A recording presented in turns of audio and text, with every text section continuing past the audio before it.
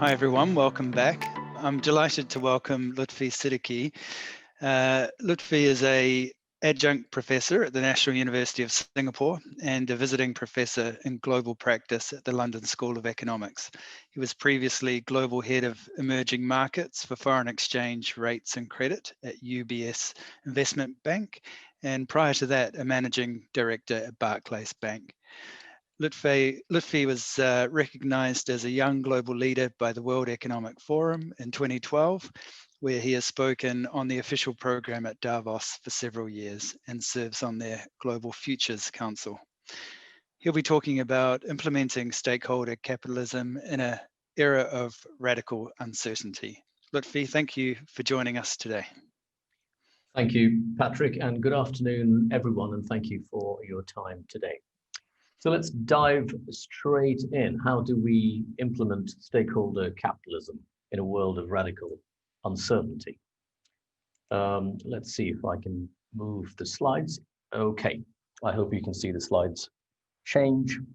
So how do we do that? Well, we do it through this, the glue of purpose, the pursuit of inclusion, the practice of agility, the lens of community, and the value of engagement. This is the cheesiest and corniest of my slides, so I half apologize for it. But this is basically where we're going to land the plane. I don't intend for this to be an inspirational talk. I'm not going to talk about the ideal world. My intention is to lay out the progression of things as I see them unfolding in the macro and the micro. So from the perspective of what I imagine to be your typical client, a leadership team in a large, globally active, for-profit organization. When I say macro and micro, I'm thinking of the gale forces of change happening around us, the macro backdrop, and the implications that they have for the microclimate inside of organizations. And I will switch on and off between these two tracks. Bit of a spoiler alert, what I will conclude is that inclusion is now a strategic imperative for companies. And that's both inclusion in the macro and inclusion in the micro. And happily, there is, I believe, a convergence of interests happening right now that is taking us in the right direction.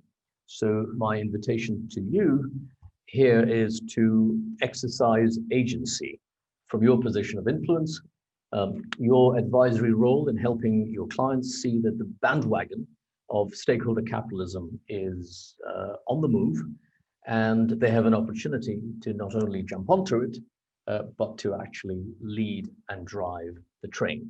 So that's my conclusion. Let's now start from the beginning.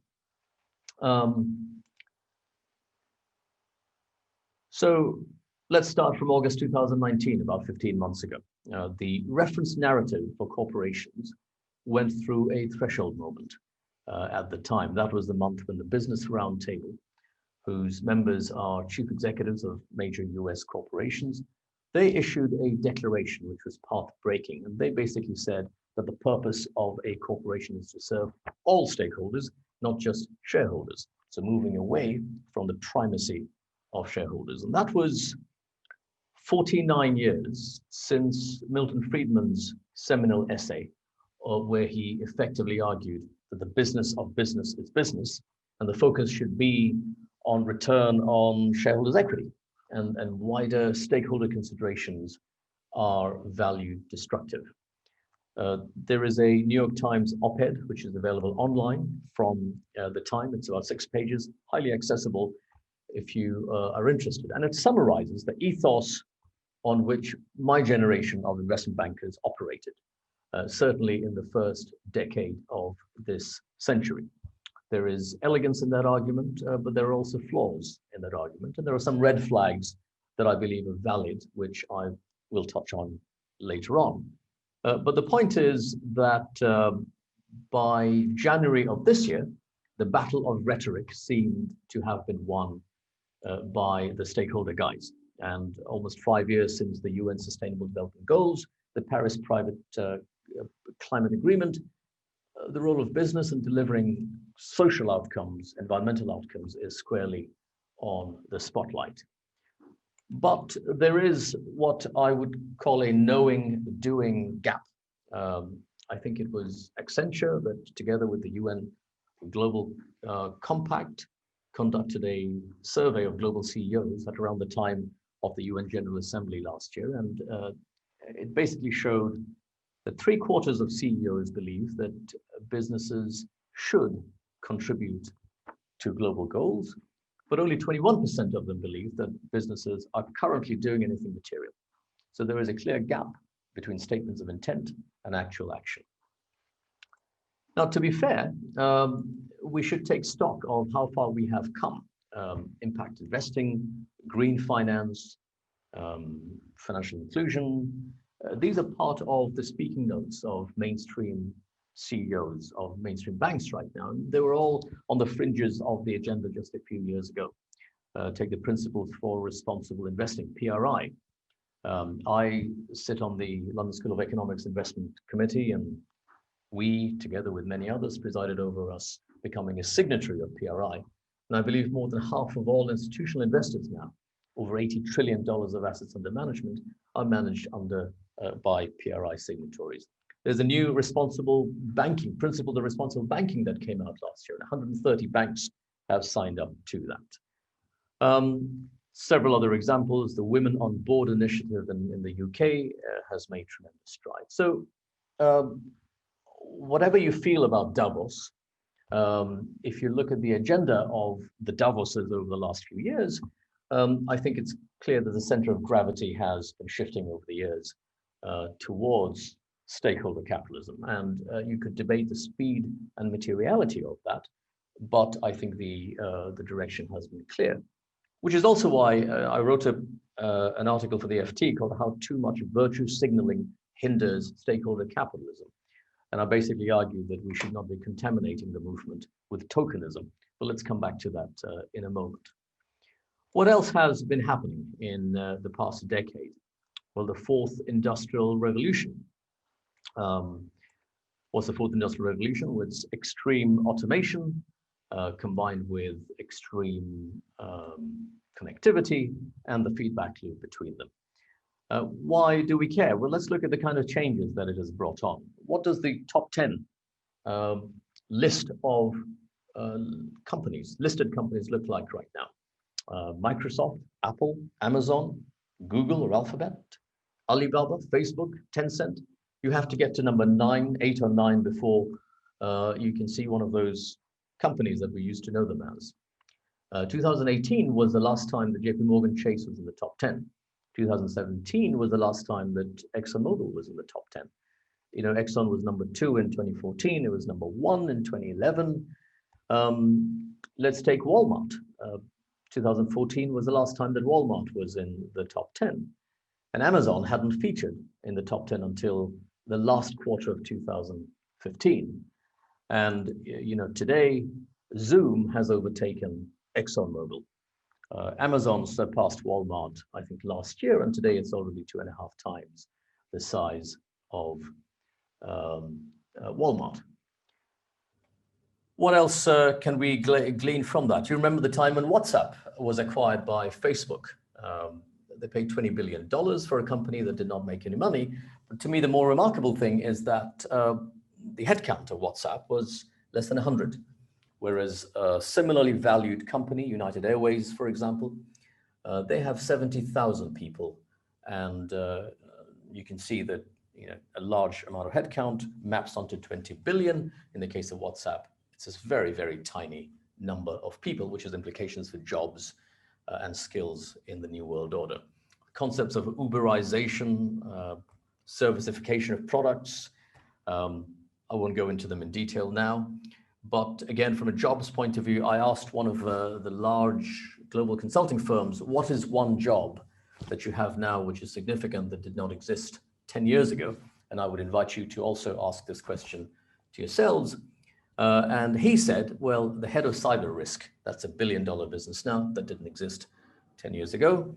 Similarly, we used to have a head of e-commerce, but e-commerce is now part and parcel of every sector, so it's not a separate job anymore. If you look at the waves of changes to jobs that we've seen in the last 10 years, we've already had two waves. We had the first wave where the file transfer protocols meant that a radiologist could look at x-rays sent to her or him by email, empowered by that. And now in the second wave, artificial intelligence seems to be reading x-rays much better, so disempowered by that. The implication for all of that for me is that we're now in a world of uncertainty versus risk. And this is an important distinction in my mind. Risk would refer to, think of a football. The risk is that someone kicks the ball to the back of my net, but we know what the structure is. We know the length of the field, the duration of the match. Whereas with uncertainty, you don't know whether you're playing football or tennis or randomly switching between the two. And sometimes the referee has come down to play. And with COVID, we have moved into an even greater state, deep state of uncertainty. It didn't used to be like that before. So I remember probably, let's say 10 years ago, the foreign exchange banks, the top 3, 5 of them, they would all look at each other and say, well, that one has 10% market share and mine is 8%. So my strategy is to grab market share to close the gap between now and next year. The expectation was that it's a static structure of the business, it's a static set of clients, and that we all compete towards them. So it was a world of extrapolation as opposed to the kind of uncertainty that we are used to right now. These are the hallmarks of uncertainty. I'll give you a second to eyeball this slide. We move from risk to uncertainty, so we're moving from extrapolation to new boundaries. You know, iPhone was not an extrapolation of Nokia or BlackBerry, for example. From drop-down menus to imagination. In the past, many banks were identical. They looked exactly like each other, or there was a finite templates that you could follow, and you could say that I would be a bit of Morgan Stanley and a bit of HSBC, but standard cookie cutter models to go for. We're in a world of mysteries as opposed to a world of puzzles. In a world of puzzles, you know that if you can fit the pieces, what roughly the big picture would look like. But today, the job for all of us is we need to convert a mystery into a puzzle and then solve that puzzle. I'll just take one or two more. A world of grand theory to a world of trial and error. So there's a lot of trial and error. There's a lot of trying things out, which, if you're not careful, could result in motion sickness amongst your people. From optimization to optionality. So it's no longer cool to be hyper efficient and keep on going on with cost-cutting exercises, because it can really expose you and make it very clear that you're not resilient in an unknown risk event. And of course, we are in a world of uncertainty, which means it's less risk management and more resilience. So we need to be prepared to face risks that are not on the risk radar right now. It can come from anywhere, and it can be amplified in all sorts of interaction effects. And are you resilient against that? That is really the challenge of the hour. The point I make here is that when it comes to capital markets, there is so much of the Fed and other public officials in the market buying and selling that the referees have come down to play. Okay, so what does it mean? It means that we are in choppy waters, and we need to look for some anchors of stability. It also means that the way we look at risk is very different right now. So the way risk committee meetings are designed has to be different. It used to be the case that you could go into a risk committee meeting and you had the risk originator on the one side and the risk controller on the other, and they would talk to each other as though it's the British Parliament. The risk originator would pretend that nothing could go wrong with the proposed transaction, and the risk controller would pretend that everything that could go wrong would go wrong, and they would talk past each other. Whereas you could design risk committee meetings now in such a way that, similar to Edward de Bono's 6 thinking hats, everyone deliberately looks at every perspective of the risk and opportunity simultaneously. And In a different talk, I go into the details of how that can be done.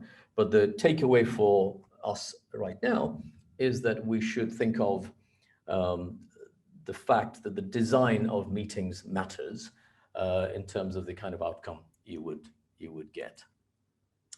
It also brings me to the point of diversity and inclusion. I know this is one of the big pillars of your conference this week. In a world of uncertainty, when you're looking at resilience as opposed to risk management, diversity and inclusion becomes extremely important. And it's important in offense when you're seeking out opportunities, and it's important in defense when you're trying to protect yourself against risk events. Let's talk about defense. There is a book that I really like. It's called Meltdown by Chris Clearfield and Andreas Tilchik. And the example they put up is the one of Theranos. And you'll be familiar with the story. This company said that they were able to take blood samples, and a little bit of blood, they could come up with all sorts of diagnostics, and apparently the technology did not exist. But what's interesting is that if you look at the board of that company, it's made up of very distinguished individuals. They are of military background, secretaries of state, and all of that. But the problem with a board made up of individually distinguished personalities is that in the composition, it ended up being a very ineffective board. And there were a few things that were wrong with it. The average age was 76 years old. So this is important in a board composition. If you're talking about a future that's very different from the past, should your board have an average age of 76 years old? They were white and male. That was also evident, although the CEO was female. And they all came from domains that were not related to the product that was being sold.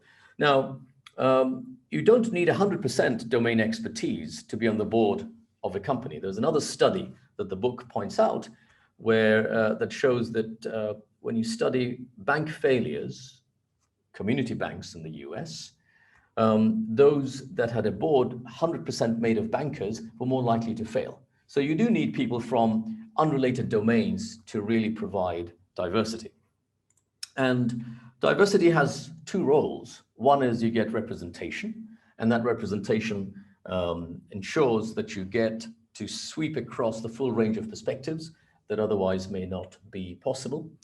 And the other is that if you have people who are not specialists, then they are able to, quote unquote, ask stupid questions, and never underestimate the value of asking stupid questions in a board setting, because it slows things down. So that is a design feature of a good board, not a flaw, that it slows things down, and therefore it allows you to more deliberately look at both opportunities and risks. Culture. There is I wrote a piece called Culture as Risk Mitigant a couple of years ago. It's online. Huffington Post is one of the places where you can find it. And it refers to a story in Malcolm Gladwell's Outliers that looks at plane crashes in the 80s. And when they listened to the flight recorders, it turned out that the plane crashes were happening not because of mechanical failure, but because of the power distance within the cockpit. How empowered did the first officer feel that he or she was empowered to question the captain? And so the measures that were taken to make those flights safer were all to do with the culture in the cockpit. So English is the language, first names basis as opposed to sir or madam, and a deliberate process of making sure that you're asking all the questions. So the power distance matters, and in the world of, in the corporate world, what's relevant is some sort of reverse mentoring, where if you're in a senior position, you're able to extract views of people further downstream. Now, let's go macro. Do you remember January 2020? What do you remember of January 2020? That's the question. And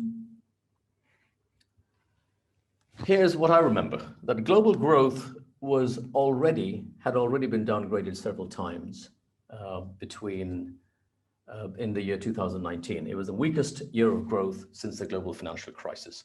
And here in Asia, Singapore has a unique position. It is a leveraged play on global trade and global growth. And if you're interested, there is a piece that came out on the 11th of November that explains this particular point.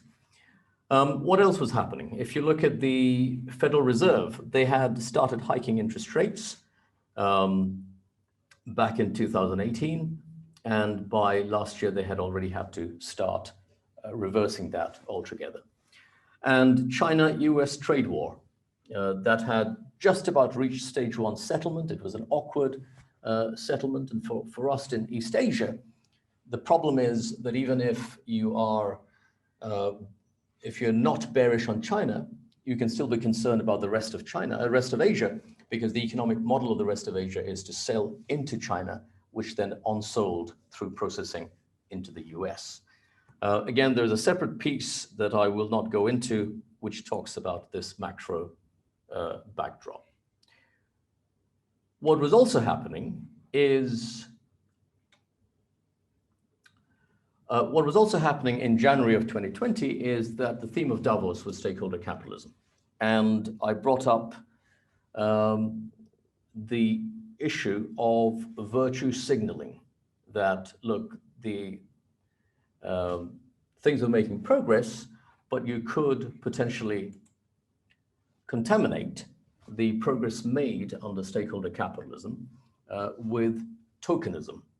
And what do I mean by tokenism? I mean measures taken by companies that do not pass this test of two factors, proportionality and optionality. What does proportionality mean? Proportionality means that you're saying all the right things and you're taking steps, but the same small step that you could have been congratulated for last year is no longer sufficient. The force of expectation is now a lot stronger. And if you don't do that, then you can stand accused of impact washing, that you're providing a fig leaf to other parts of the business that might not be catering to stakeholders in the way that you're saying it is. And the other is optionality. So companies need to really pre-commit to a set of objectives and hold themselves accountable to those sets of pre-commitments. Otherwise, the rhetoric can come across as platitudes. And there are too many cases of reporting by Instagram. So you can see, and I only half jokingly say that I can predict whether a company's next set of quarterly results is going to be strong or weak based on the number of social media posts on SDGs that they make.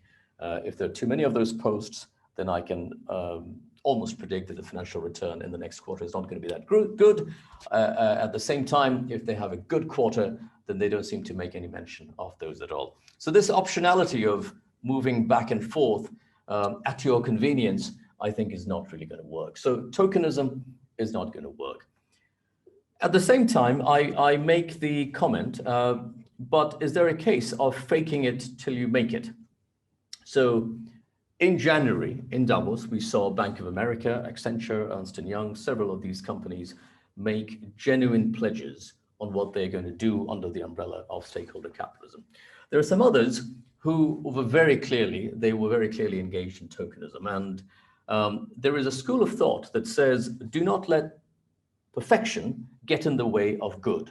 So it's quite possible that they are faking it for now, but it might be a pathway towards doing it more substantially. And I'll have a couple of examples of where I think that has happened. Tokenism at the start, but really substantive material change later on. I like the story that I learned about in Davos, which is Colgate apparently came up with a biodegradable toothpaste tube, which they're now sharing with competitors so that the industry as a whole can be more eco-friendly. So now the pandemic strikes, and the issue is, where does it leave us? What has happened? I wrote a piece called 9 Policy Taboos Overturned by COVID-19. And you look at the fact that in the UK, for example, there was a bitterly fought general elections in December, so not too long ago. And then within 4 months or so, you had a Conservative chancellor, former Goldman Sachs banker, announced to Parliament that the government is going to pay people's wages. It's the furlough scheme and the wage support scheme, and being congratulated about it by the head of the trade union movement. So that is one example where the political binary of left wing and right wing seemed to have been put aside very quickly, and they rose to the occasion. And there are many examples of these around the globe. I'm not going to go through the 9 policy taboos, but the general point here is that changing mindsets, changing sacred cows, changing established habits, that has already been part of the COVID response that we've seen so far. So asking companies to change their ways on that backdrop is not really that dramatic. This applies not only to governments and individuals, but includes private sector in its role in the recovery process. And here's an opportunity for the private sector to really demonstrate the relevance and potency of stakeholder capitalism. There's a school of thought that says the pandemic is setting us back. I happen to believe that it's accelerating us further towards the future. And for many years now, many of us, I'm sure you have too, been taking part in discussions and conferences and committees on the future of this and that, future of finance, future of education, future of jobs, work, leadership. And you'd be forgiven to ask, are we there yet? And the Senior Minister of Singapore, Mr. Tharman Shanmugaratnam, gave a speech on the 17th of June, in which he basically made the case that the future begins now. And I believe that. I think many of the trends that were identified before COVID are now being accelerated. And if you're interested in the field of finance, there's a body of work put out by the CFA Institute. I sit on their Future of Finance Content Council, and there's a series of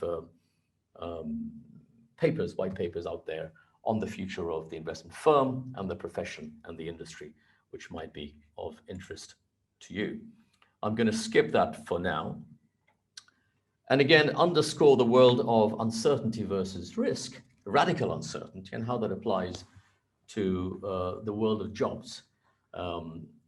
Robotization, are robots going to be a replacement, or is it about empowerment? And I look at the example again from the industry I'm most familiar with, foreign exchange. I remember in the early days of electronic foreign exchange trading, the online tool was seen as a replacement for the telephone. So if you want to trade foreign exchange, you can either pick up the phone and call your salesperson, or you could go online and click a button. And then the order would go to a human trader at the end of the box, who would then do the trade. Over time, from being a replacement for the phone, it's become a replacement for the trader, where now much of the trading activity is taking place through electronic trading. Now, that's true for under normal market conditions. It's not true for stressed conditions of extreme illiquidity. So the human trader's job description now changes to one of stress management as opposed to day-to-day trading. Then we skip this as well, and very quickly point to the fact that when we talk about diversity and inclusion, I think the emphasis should be on the word inclusion, because you could have diversity around the table, but you're not taking the benefit of that diversity if some people have a style of engagement that doesn't naturally engage, so you're not able to extract that out.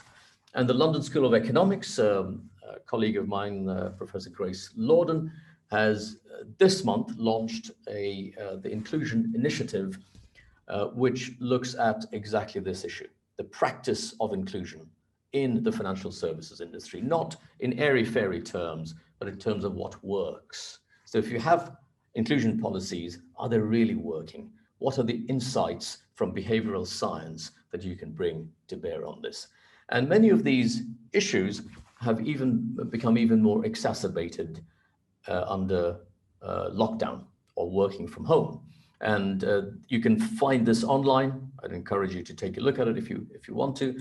She frames it as there are 10 issues that seem to have come up as a result of COVID and working from home and distancing, and what are the answers that behavioral science can provide. So for example, I don't feel connected with my team. So physical distance is leading to psychological distance. I feel the pressure to be seen to be doing things. So presenteeism, but in a virtual world. I feel no one's communicating with me. I get these bland corporate communication messages, but it's not really connecting with my fears, etc., etc. In-groups have coalesced a lot more in the pandemic than before. Groupthink, attribution. Is my boss correctly attributing credit for work done? Or is she or he doing it basically going by who shouts the loudest, who speaks the loudest on conference calls? So again, the full list, you can find it here, and the report is online. Now, the general point is everything we said before about the role of diversity and inclusion in tackling a world of radical uncertainty is even more relevant at a time of working from home and lockdown. So we're in choppy waters and with a lot of stuff in the air. So we're desperately in need of some anchors and some glue to hold us together. And I observed back in February that when it comes to stakeholder capitalism, the missing link between the top-down macro perspective of what needs to be done and the bottom-of micro strategy of how it can be done inside of organizations, that missing link was employees. So discussions were being had at the UN, at Davos and the OECD, without necessarily involving the rank and file staff below the C-suite. I remember a breakfast session where the president of a major bank, signatory of the Business Roundtable, very passionate about implementing stakeholder capitalism, turned around and said to the newly appointed head of sustainable finance, I want you to set 3 specific sustainability related targets to each of the bank's business lines. I suggested to him that maybe the first iteration would be to ask each of the business lines how they wish to contribute to the bank's high-level pledges, and then maybe co-design a set of tangible targets. So again, the intention is good, but perhaps the way of going about it is not, because stakeholder capitalism is a theory of change, but it's also a narrative of change. And it's important that the most important constituent for that narrative, the employees of large organizations, the intrapreneurs, the good people fighting the good fight from inside, they feel that they are very much part of it, and they help shift the narrative then with customers and everyone else that they touch on a day-to-day basis. And that brings me to the role of purpose. When I wrote this piece, Purposeful Capitalism and Risk Management, back in 2017, I believe, there's a lot of skepticism. We held closed-door roundtables with senior management, and there was plenty of reasons given as to why you would be laughed out of town if you wanted to talk about purpose on a dealing room, for example. And there are political economy of changes. Maybe if there's time, we can talk about those in Q&A. But for me, the objective was clear. It's underlined here in green. Purpose can provide organizational framework and strategic direction at a time of industry-wide structural change. Purpose can provide an avenue of employee motivation, engagement, and retention. And if it was true then, I think it's even more true right now. So cut to 2020, and not just 2020, cut to November 2020. And this is the newly appointed group CEO of UBS. And this came across my feeds last week or the week before. And let's see, 30 seconds if I can play the video. I like to empower you and delegate. I think one of the things that we need to further guide us in this future with all the changes that's coming at us is a purpose, a true purpose. Why do we do the things the way we do the things? Why are you coming to work every day?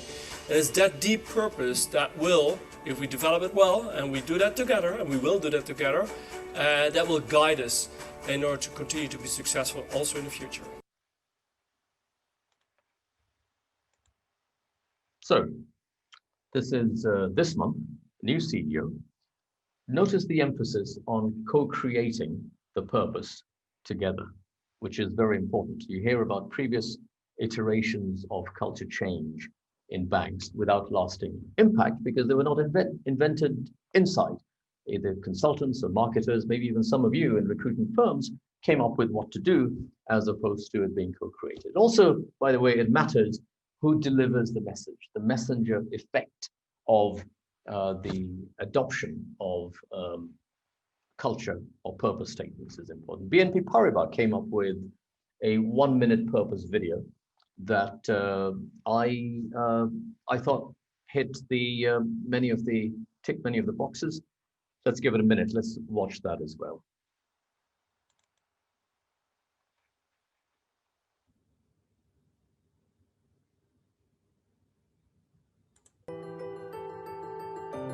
From our origins, we put our heart in transforming complex challenges into opportunities. Our world is accelerating with increasing complexity. We explore new opportunities to act on and improve it. We believe our clients have the extraordinary power to impact the world. Our mission is to empower their decision-making, to influence, change, and improve the world, creating a legacy of impact for future generations. Combining our expertise and our clients' influence, we can... Okay, so again, I don't know how this was arrived at. It could very well be something that the marketing departments put together, but provided that this was co-created, I think it ticks some of the boxes. You have a clear line of sight to impact, helping you build your legacy over time. I think that is something people can get behind. I found this observation from McKinsey interesting. 82% of workers surveyed said that purpose is important, but only 42% believe that their stated corporate purpose has any effect on what they do. The role of purpose, or the big why, is that it must energize. It must give us energy to get out of bed and to rise above the fray when things get tough. That is the litmus test. So the final part of my message is this. I believe that stakeholder capitalism, the movement that was in place in January and February, COVID-19 has created a convergence and an alliance of self-interest of all parties, which makes inclusion not just a like to have, but a strategic imperative and part of the commercial calculus of all players.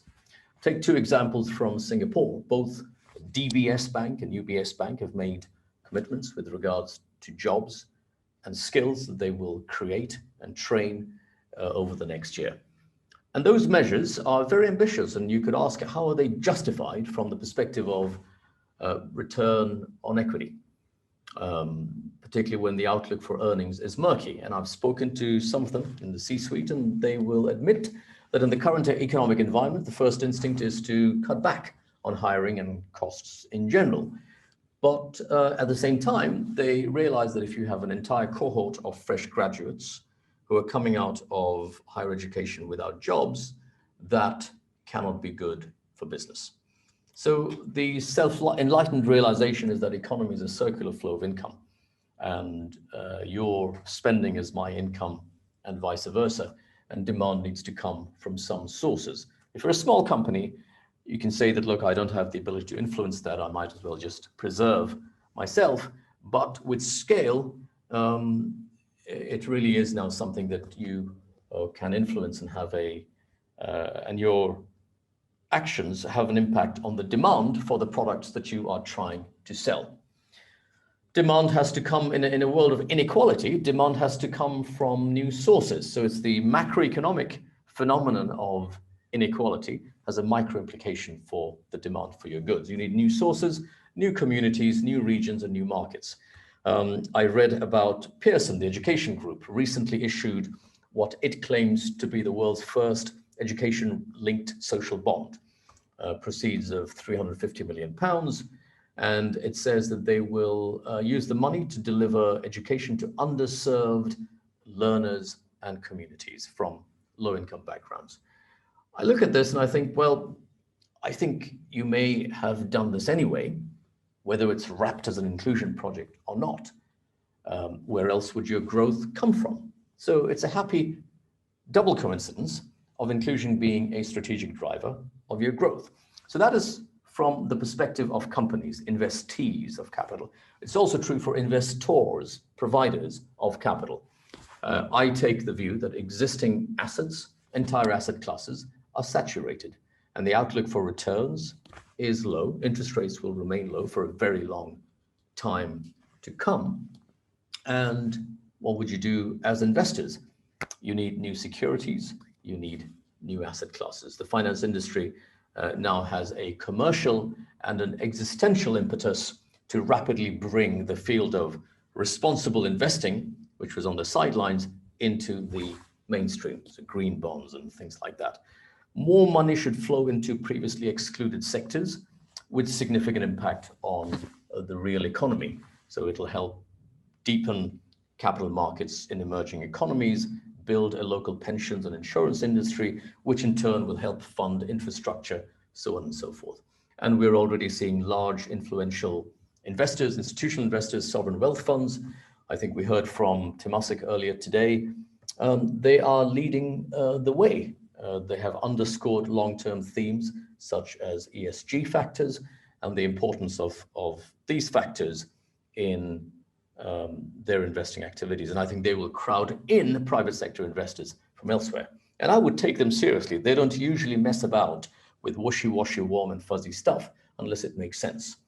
The largest pension fund in the world, GPIF of Japan, is also taking a systems view. If they don't enhance the financial system, then they don't create assets for themselves, because the current universe of assets is probably not large enough. Liquidity is not deep enough for the kind of money that they have. And customer preferences, we know from the CFA Institute surveys that beneficial owners of funds now wish to see how their returns are generated. And we're also seeing central banks, the Bank of England and ECB, have disclosure directives on banks. Tell us how you're going to be impacted by climate change. Christine Lagarde has made a statement that it's possible for the central bank, ECB, to directly purchase assets that pursue green objectives, which will be the first time ever for a monetary authority. But the link they make is between climate change and systemic risk. So COVID and its consequences should sharpen the convergence of interests between the providers of capital, entrepreneurs, and society at large. I think as the future unfolds, it's time that yourselves and your clients not only jump onto the bandwagon, but take a leading role in the shaping of this journey.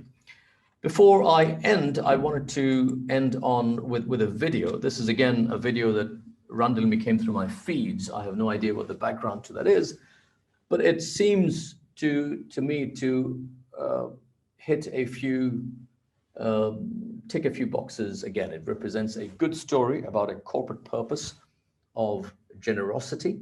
So all of their ads have this constant theme of generosity. They have taken on a purpose of social impact, corporate purpose of social impact. They're using their core competency, which is in creative advertising. They're utilizing new technology in an unprecedented way, and they're demonstrating tremendous agility, because this was clearly created at the height of lockdown in real time, because they wanted to meet a real need in society. So this is 2.5 or 3 minutes, and then we can break for Q&A. Okay. No, I'll meet you guys. Aaj to phone chhod di.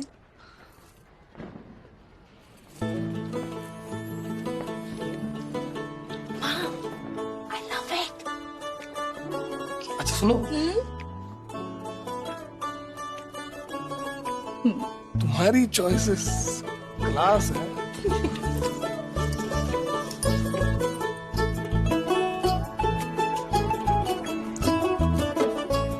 Madam जी ने दी। You like it? और मामी का gift? किसी ने नहीं सोचा। सबसे मीठा गिफ्ट तुम्हारे लिए। ये मेरे लिए है। हमारे आसपास की जो दुकानें हैं, उनकी दिवाली भी तो मीठी होनी चाहिए ना।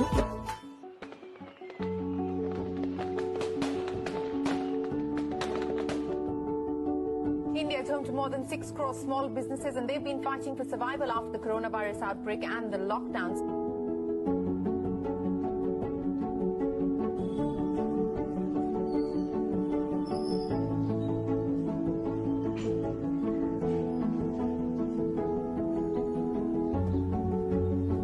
Presenting not just a Cadbury ad. We advertised not just for ourselves, but for thousands of small businesses across India.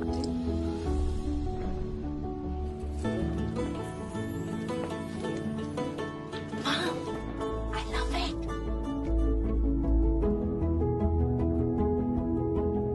The idea was innovative, but the technology and execution was challenging. Most of the stores in India don't have a digital presence. So we had to manually feed our system to create a database of local retailers, mapping them to their location, which we identified through PIN codes. As the ad was served to an individual, an algorithm located the PIN code and then mapped the various local stores in that PIN code and served the one closest to the individual in real time. The AI-enabled system created thousands of permutations for the localized version of the same ad. So many that it is even impossible to track. This resulted in the first ever hyper-personalized ad ever. One that ensured every single person that saw the ad supported a local store. Because Okay, so that's all that I had to say. I don't know if there are any questions. Yes, there are, and we've got 6 minutes, so we've got a few. I mean, that was fascinating, that last video, the personalized ad. Thanks for sharing that. So I'll just pick a few of them. We've got more questions than we have time for, so I guess I can combine two. So who should bear responsibility for fostering stakeholder capitalism? CEOs, shareholders, employees, and I'd add to that government as well. So first of all, you know, if we can't answer some of the questions here, please find me on LinkedIn and I'll be happy to have this conversation going forward. Who takes responsibility? I think it starts with the board. The board and the executive, the senior executive team need to together make explicit that this is the strategy and that these are the objectives, that we believe that a singular focus on shareholder in the way that things have been done in the past is just not right for the sustainability of this enterprise, which is what we are custodians of. So make it very explicit, make it very clear, come up with an accountability framework, and then off you go. The government and regulators, they also obviously have a role to play, and some of the key investors do. You know, that's why BlackRock gets mentioned. So it's an ecosystem-wide change that needs to happen. One way of approaching is to say that I'll move after you move, and you're going to say, no, you move after she moves. And so you have this prisoner's dilemma. But the point I'm making is that I think we're now getting almost synchronized movement from all parties to the extent that we can now accelerate it, because all of them are moving in that direction, broadly speaking. And those who are not are going to be left out, they'll be picked out by various communities. So I think it's got to be clarified and made clear by the board. Great. And what kind of leadership attributes are needed to implement stakeholder capitalism? So it's the opposite of command and control. It's the opposite of, back in the world of risk versus uncertainty, you could say that our mission is to take this flag and plant it on that hill over there and charge, everyone go in that direction. In a world of radical uncertainty, where it's, you've got to maneuver your way through, it's the leadership of Shackleton, the Antarctic explorer, where you feel your way through the climate, you take feedback, you gain feedback from people up and down the system. So it is inclusive leadership in the broadest sense, inclusive of all perspectives, and the agility to course correct as you go along.